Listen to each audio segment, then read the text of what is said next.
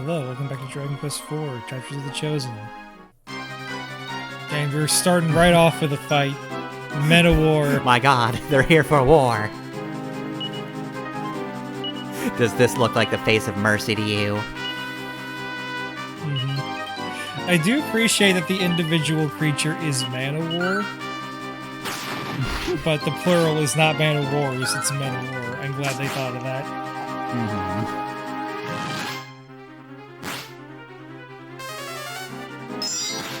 Anyways, they're a complete joke.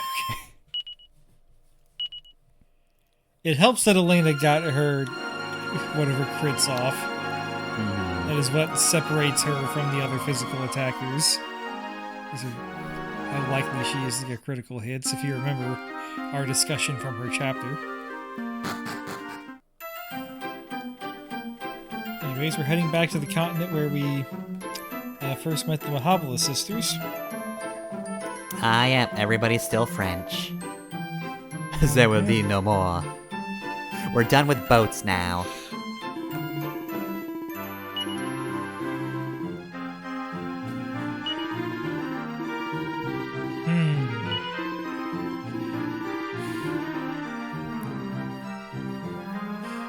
There's an alchemist who might know something about a magic key.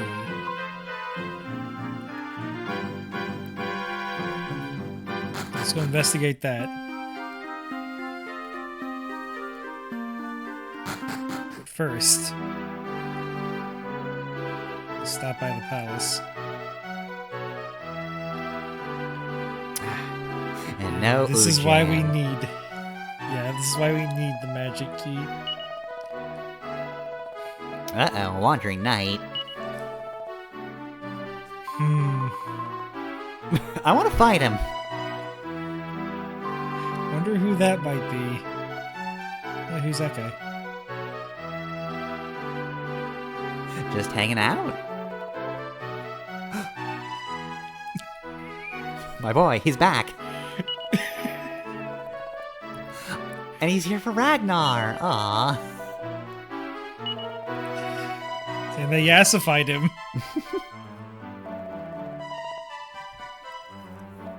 So I think this is the first time since the first episode that the racism thing has come up. So Healy was a monster that was an ice monster, and now he's a human. So that's probably an assimilation metaphor. And that's all the game has to say about it? So, like, all the nuances that you would hope would be present in a dissimilation metaphor just aren't there, so it just feels weird. Alright, so this is The just game like... has more to say about it. Go on. So this is just like a big human-looking puppet, right? That Healy's just on the inside controlling. There's nothing to suggest that. He just transmogrified into a human off-screen. So there's nothing against that theory either.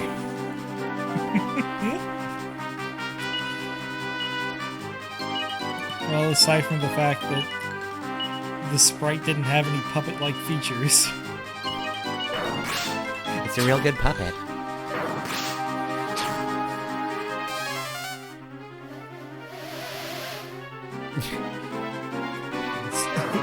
Turn off these guys' accuracy. Because they can hit pretty hard, but now they can't hit at all. Yeah, we just sprayed him with hallucinogenics.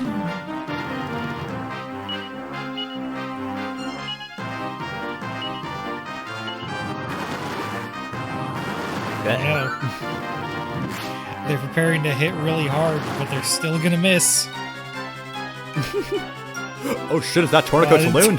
Fuck.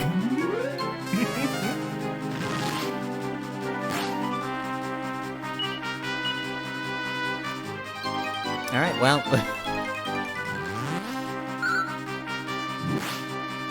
we just completely clipped their claws. Yeah. Hasn't he suffered enough?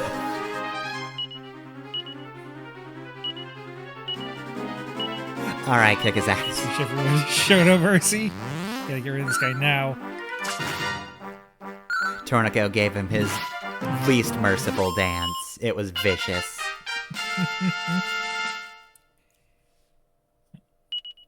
Maya's leveled up. And she's learned Sizzle. That is a stronger version of Sizz.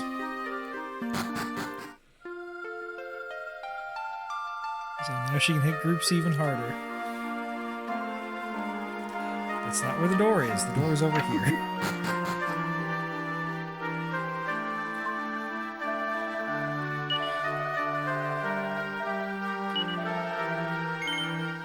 Alright, so it's free as long as you have one of the sisters in your party still.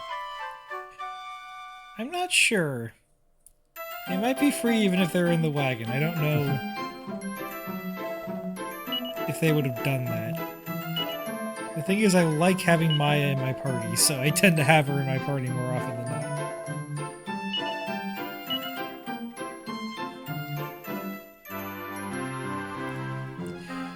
Looks like we glanced through the weapons here, not that we can afford much of anything.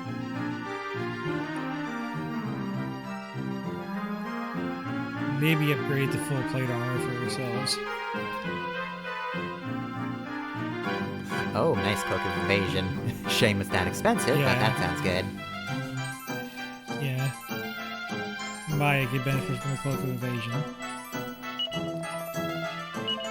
But we're more or less gonna always be in the party. You can remove Sophia with no downside, but Sophia's a pretty strong character, so you usually want her in your party unless you're on your, like, second or later playthrough and you're fucking around. I'm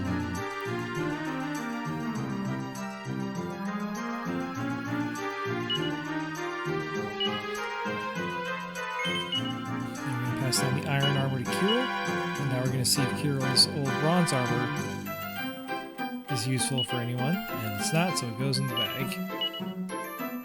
Alright, time to play musical items, everybody. Yeah. Making judicious use of hand-me-downs is how you keep your costs from ballooning in these games. Oh yeah, you've got a bunch of characters. You kinda need to.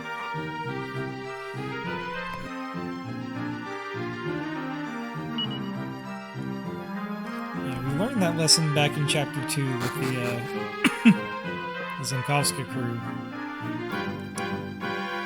But now it's even more important.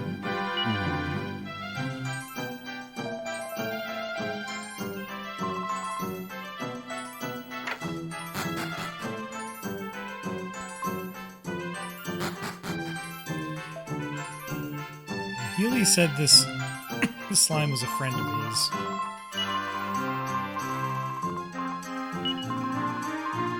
She's not saying anything different.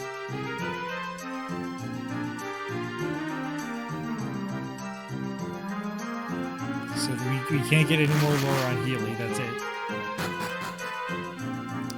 Ah, well. This isn't about Healy, this is about magic keys. Making sure I didn't miss anything in that well.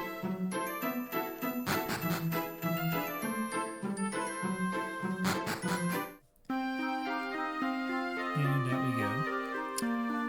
So we've learned that that cave that we went through in the Mahabala Sisters chapter actually has a secret to it. There's a laboratory hidden somewhere in there.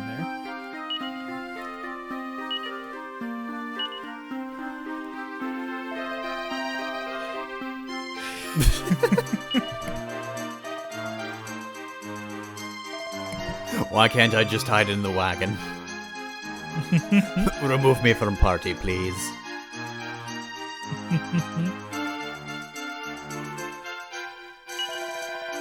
And I'm using Tornico a bit more often than I normally would. One, to try and show off his randomized moves. But also, once we, spoilers, hook back up with Ragnar, we're not gonna have much of a reason to use Tornico. He doesn't even have the Dragon Quest III merchant thing, where he raises the amount of money enemies drop. Yeah, would be useful.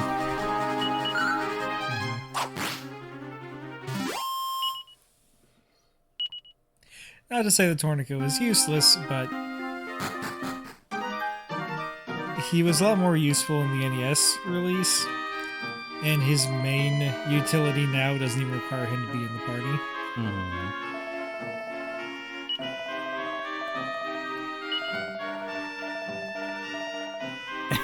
All I know is a very specific thing that would actually get me down there, but who knows how that actually works.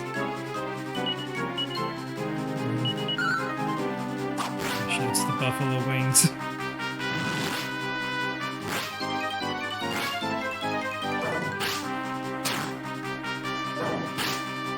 We're not hitting super hard for this, enemy type. Now 2/3 of them are hallucinating. Thankfully, they're not gonna go stampeding or whatever. And 2/3 of them are asleep.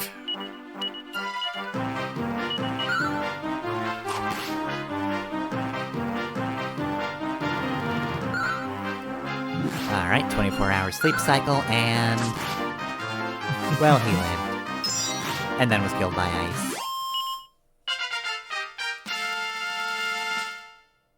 Now, when you're on the world map, because you have the wagon with you, everybody in your party gets experience. I forgot the wagon was here. So because the wagon is here, your party members are still getting experience. But if you go into a dungeon without the wagon, only the ones that you bring with you get experience points.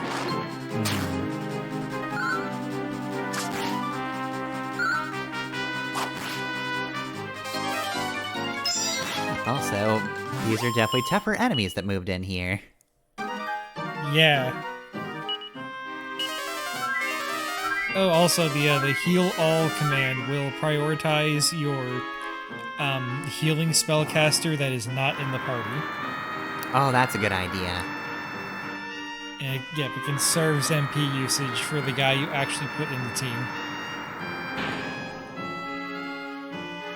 That's handy. Also, wow, they still got the wagon. Nice.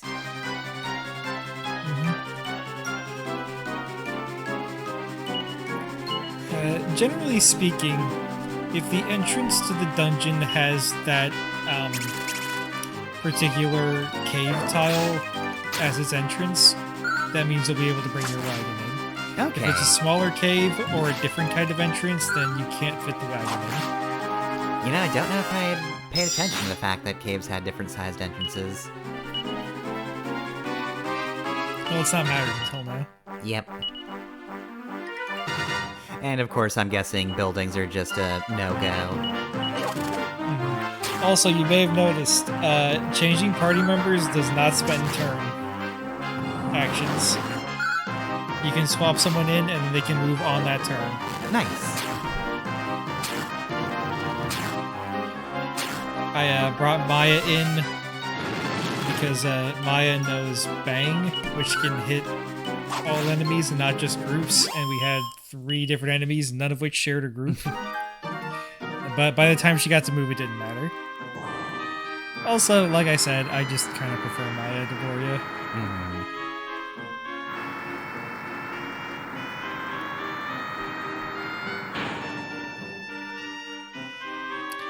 It's mostly a stat distribution thing. Maya's not quite as squishy as Gloria. She has a bit more health.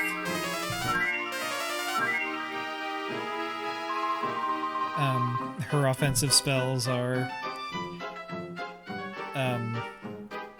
a bit more fun, a bit more useful. I think they both have access to sap, so they're both useful on that front. I can't remember if they both have access to Kasap, which is groups. Oh no, racism!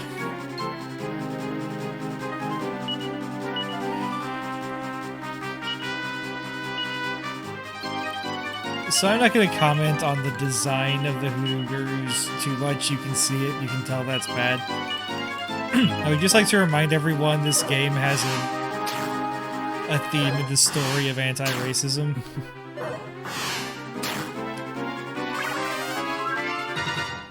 and these guys have full heals. Yes, and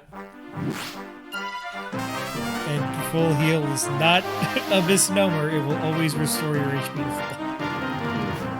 Alright, so they have to die first then.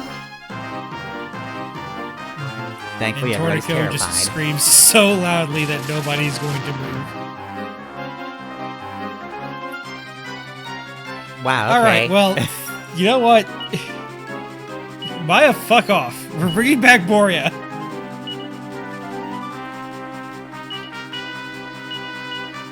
How did you miss exploding everybody? 3 of them were hiding in a corner. It hit them, it just didn't do anything.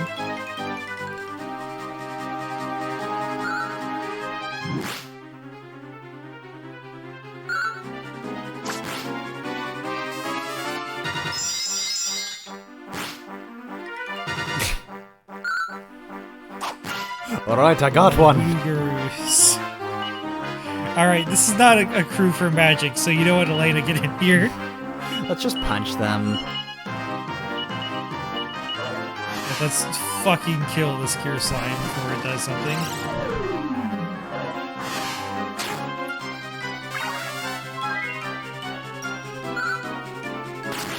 How did we go slower than everyone else? Why are we all going after all of the enemies?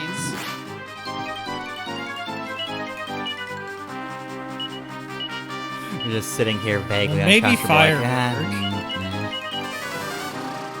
yeah. That's the design they went with, I guess. Oh, and they just have whack, of course. Yeah.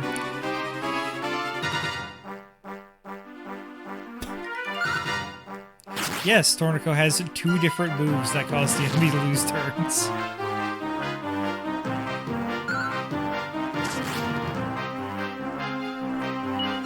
Man, these guys cannot be touched by anything except fisticuffs, and it's really starting to piss me off.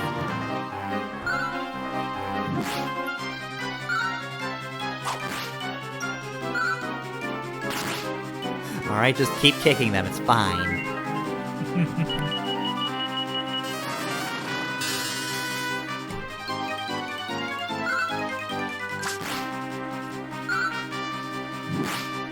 Man, we really just gave... There is no reason to like these enemies. Also, that's a lot of experience points. Mm-hmm. At least there's that. I was well compensated for my time. Tornico leveled up, and Kirill.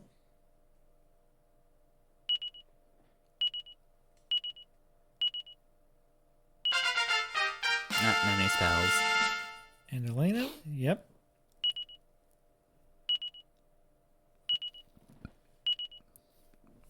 Alright, well, almost everybody in the party then.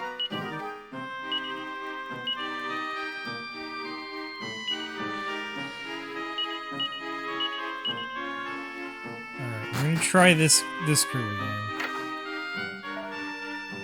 As long as we don't run into any more hoodoo gurus, we ought to be fine.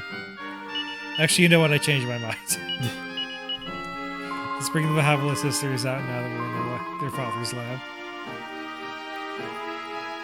Alright, you two, come out. Look at the room.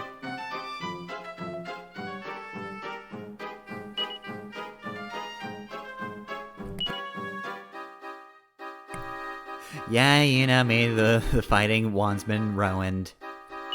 We're at Pumpkin Hill.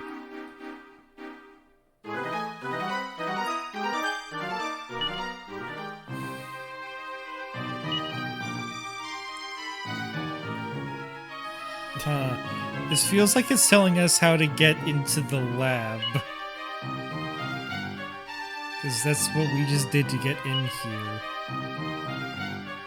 Alright, and me and Maya's father was like, can't just have a book like that lying around. I'm taking this to my lab so nobody can get any hints. But somehow that guy up top still knew exactly what to do. Thank Yes, goodness that he was was about just a too staff. lazy. So we should be on the lookout for another dungeon that has a treasure chest with a switch in the bottom of it. Because we have the magic key. We can now get into Palais de Leon. We won't be doing that just yet, though. We are slightly underleveled, not in terms of stats, but in terms of toolkit. There are a couple of spells, or at least one spell, that I want Kirill to know before we go and fight Marquis de Leon and Balzac, because they're not fucking around. Yeah, they weren't last time. Before we just do a pure grind session, let's check out the last place on this continent. Let's go to Laissez-Faire. See how things have changed.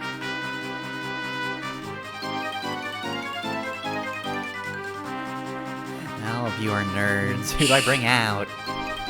Yeah, checking our options. We're going full mage crew, no healing.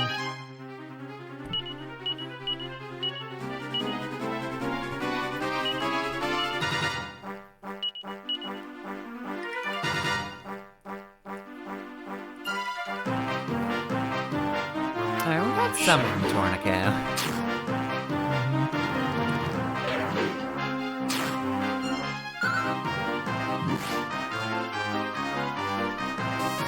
Also, man, the emulator does not like those sprites, huh? Yeah, I don't know what's going on with that. Every time we move our knees, we screw up space and time around us. The thing about Bang is that, well, it's useful for encounters like this. It doesn't do too much damage for the amount of MP you're spending on it. So, if you're focusing fire, for an encounter like this, it might be better to use group attacks instead of all attacks. But in other situations, you might want to use all attacks.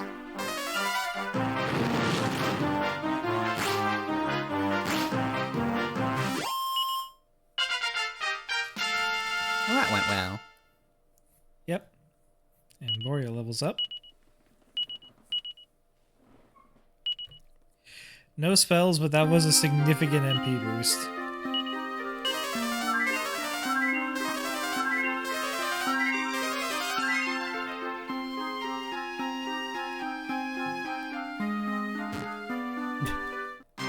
Gotta make sure that map's marked off.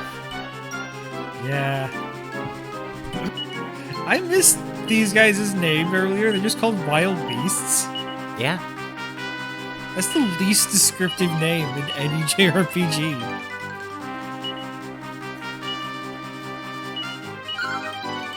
That's also the name of their band, which, quite frankly, not a good band name either, guys.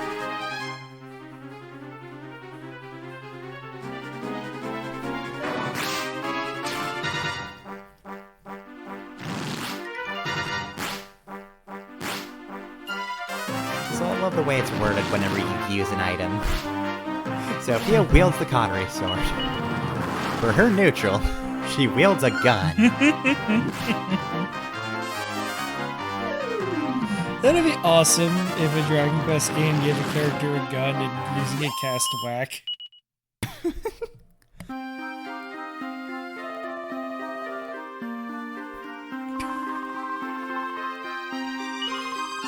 Appreciate where you're saying, like, ah yes, the more keys we have, the less doors Elena will have to kick down.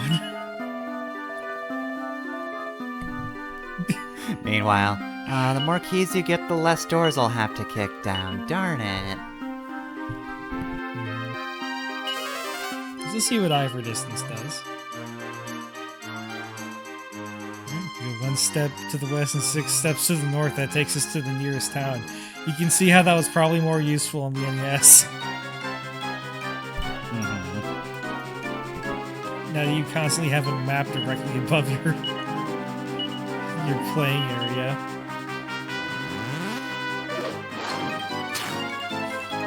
You really need someone to tell you the vague directions in the nearest town. And unfortunately, that job's just getting phased out. Just no use for Tornico to point in a direction and go, yep, down that way. 3 miles. Cocoon goons.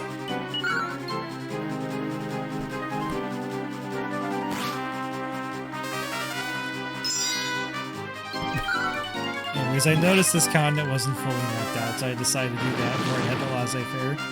We want it to be night in Laissez-Faire anyways. So these guys seem to resist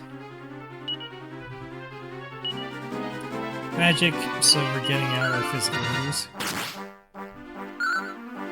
You know, after the first one went down so easily, it was kind of surprising that this guy survived for so long. Yeah. They have high defenses, and critical hits ignore defenses. Which is why they are devastating to metal slimes. Okay, I thought I was mapping out the continent. I guess I just wanted to wait for time to pass. Alright, now I want to make sure that I brought the Mahabala sisters. And you can't change the lineup in the town because, as you see, you don't have your wagon with you. Mm-hmm. They won't let Nearly win.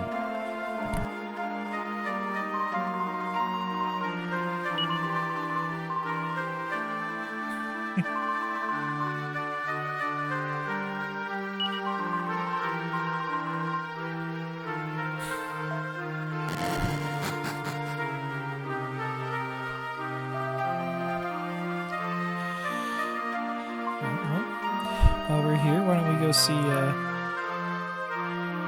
who replaced Maya? They replaced Maya with the stand-up comedian. Is it Arudo? Well, they said his name was Tom Foolery. I'm gonna kick his ass!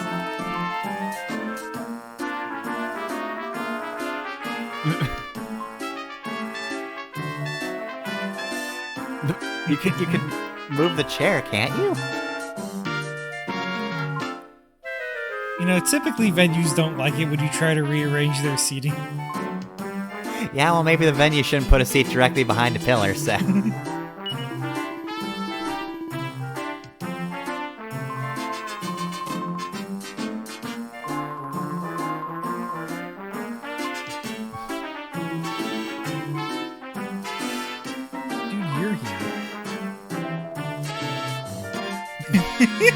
I nearly understand. Almost got that one.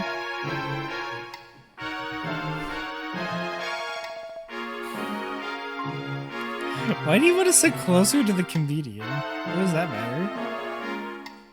Look, the jokes are fresher if you're closer to them.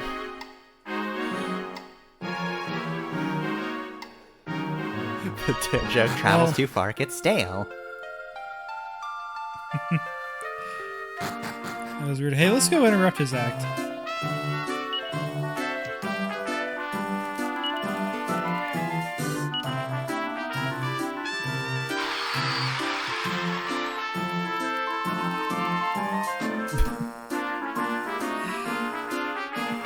I love this about tomfoolery, that he has to be the funniest character in the game. But if they actually write jokes, they run the risk of it not being very funny. So they just don't have any jokes actually leave his lips, and everyone just says he's so funny. You just happen to miss all of them.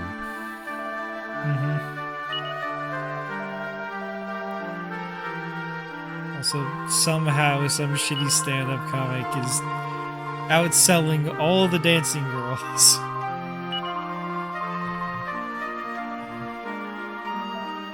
Look, Mr. Foolery is very well respected in his field.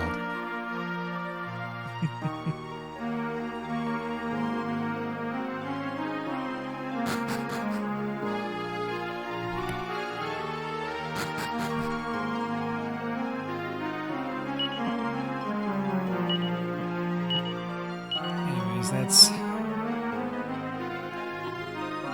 what's going on in Laissez-Faire. Do I pick somewhere to zoom? Why am I struggling so much? Okay. Just thinking of places to go and just realizing, no, there's just too many places. I got nothing. I think I decided to walk back because I realized that I still need levels. Now we got is this lousy dragon pup.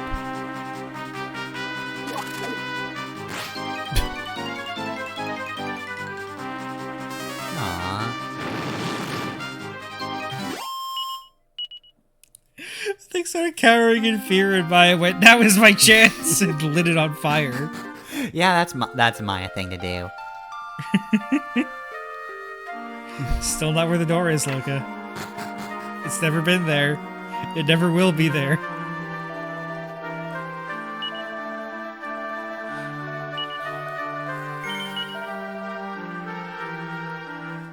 Have a good rest, girls. The rest of you, I don't care.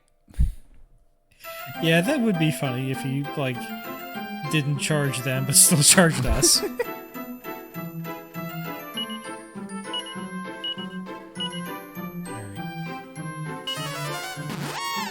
Now I am going to zoom because that will move our ship there. We're going to set up what we're doing for the next episode. But first, let's check out this island with one house on it.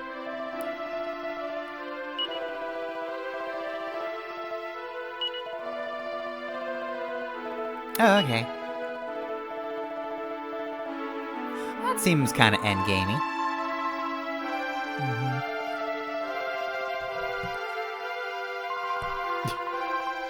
I should set up a shop here.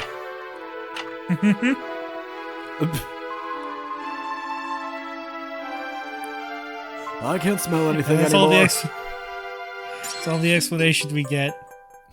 It's the way the man just has a Yeti in his house. Why? I don't fucking know. He lives in the middle of the ocean. Nothing's around him. He can have a Yeti if he wants one. We're going to sail off to this particular island. Why? You'll find out next time.